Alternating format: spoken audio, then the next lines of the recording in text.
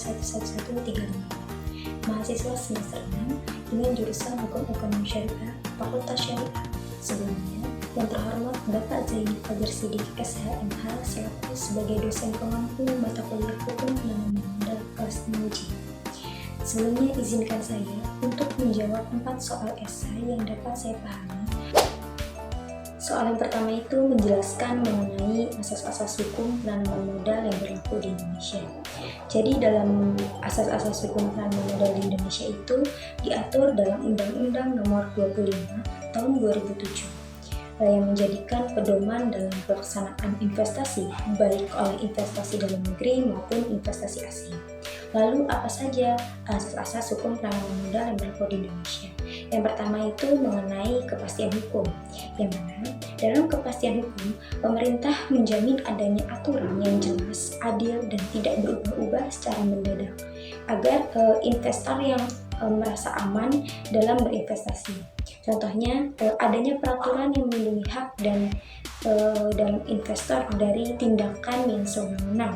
Kemudian yang kedua itu mengenai keterbukaan, yang mana semua informasi yang berkaitan dengan penanaman modal seperti produser, perizinan, dan insentif harus transparan dan mudah untuk diakses.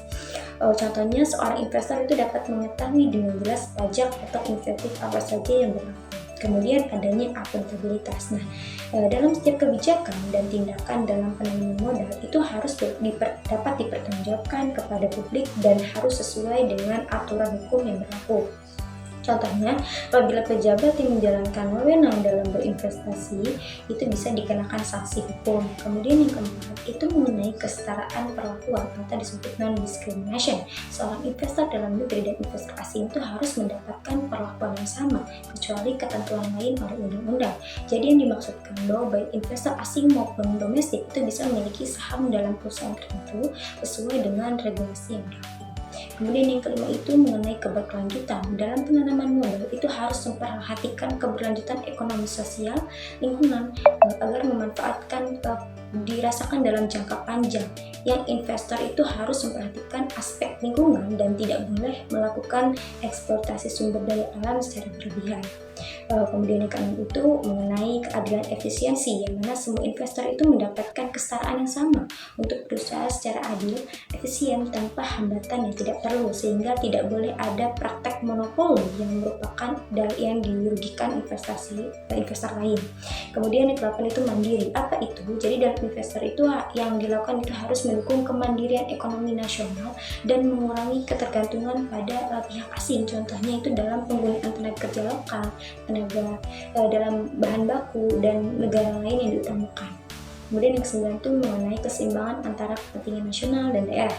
Jadi dalam penanaman modal itu harus memperhatikan kepentingan nasional secara keseluruhan, tetapi juga tidak mengabaikan kepentingan daerah. Contohnya pemerintah daerah itu harus mengatur investor sesuai dengan kebutuhan wilayahnya, tetapi tetap mengikuti kebijakan nasional. Dalam asas ini itu bertujuan untuk menciptakan iklim investasi yang konduktif serta dapat menarik investor serta mendukung pertumbuhan ekonomi Indonesia dengan tepat memperhatikan aspek hukum, lingkungan, dan yang mana kesejahteraan masyarakat. Soal yang kedua itu mengenai faktor apa saja yang mempengaruhi hukum penanaman modal dan dampaknya bagi Indonesia. Jadi dalam hukum penanaman modal di Indonesia itu dipengaruhi oleh beberapa faktor. Yang pertama itu diantaranya mengenai adanya faktor ekonomi. Nah, apa itu? Jadi dalam ekonomi, apabila berjalan dengan stabil, maka banyak investor yang tertarik untuk menanamkan modalnya di Indonesia. Nah, jadi sebaliknya, jika ekonomi sedang lesu, atau investor akan berpikir 2 kali sebelum berinvestasi. Nah, terdapat dampak positif dan negatif. Dampak positifnya itu meningkatkan pendapatan negara dan membuka lapangan pekerjaan baru. Sedangkan dampak negatifnya, jika terlalu bergantung pada investor asing, ekonomi di Indonesia itu bisa rentan terhadap perubahan global. Kemudian yang kedua itu mengenai faktor politik. Seperti dalam stabilitas politik itu penting agar investor merasa aman untuk menanamkan modalnya. Dan jika sering terjadi konflik politik atau perubahan kebijakan secara drastis, investor akan menjadi ragu untuk memulai investasi. Dampak positifnya, jika politik berjalan stabil, maka investasi meningkat dan pertumbuhan ekonomi itu lebih baik. Sedangkan dampak negatifnya, jika politik tidak stabil, investasi bisa menurun secara drastis. Kemudian adanya faktor sosial dan budaya itu memiliki serta adanya perubahan budaya dan kebijakan kerja dapat mempengaruhi keberhasilan investor. Dampak positifnya itu, jika budaya kerja di Indonesia produktif, maka investor itu akan tertarik untuk menanamkan modalnya. Sedangkan dampak negatifnya, jika adanya penolakan dari masyarakat lokal terhadap investasi asing yang masuk, bisa terjadi konflik sosial yang sangat besar di kemudian hari. Kemudian adanya faktor hukum. Dalam regulasi yang terlalu rumit atau sering berubah itu bisa mengakibatkan investasi yang masuk.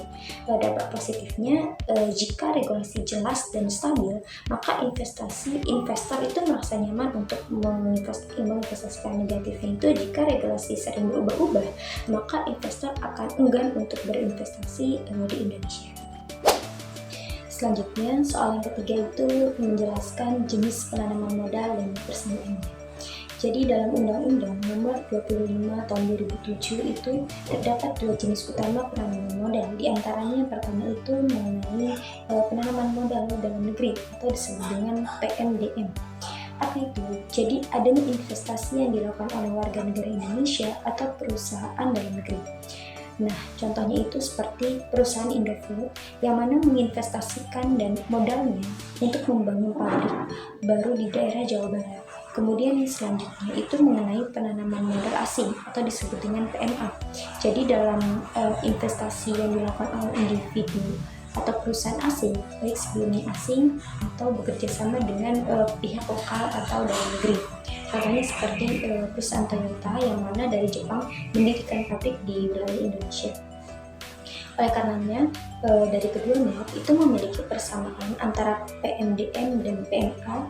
Di antaranya yang pertama itu sama-sama bertujuan untuk meningkatkan pertumbuhan ekonomi, kemudian sama-sama mendapat perlindungan hukum dari pemerintah, dan juga sama-sama harus tunduk pada aturan perizinan dan pajak yang berlaku di dalam Indonesia.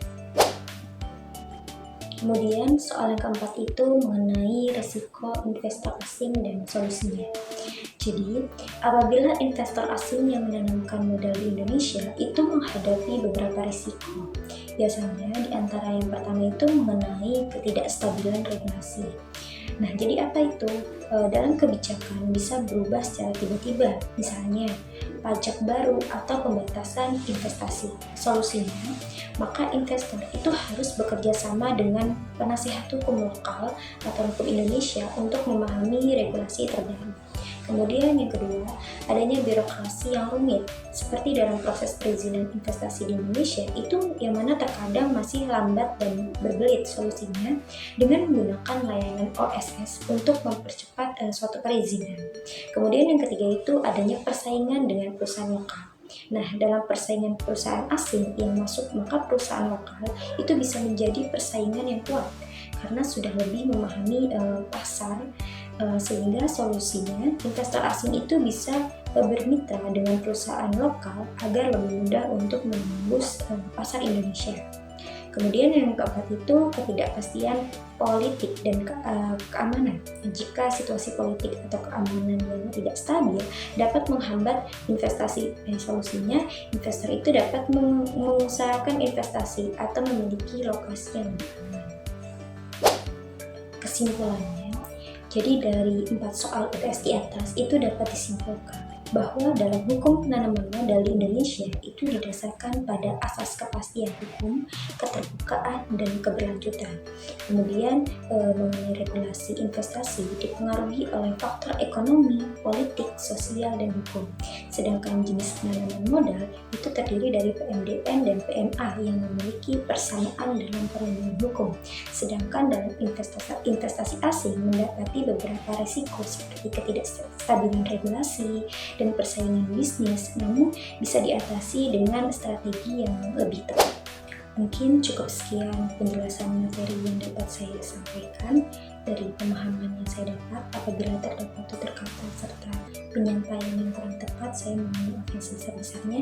Sekian dari saya. Wassalamualaikum warahmatullahi wabarakatuh.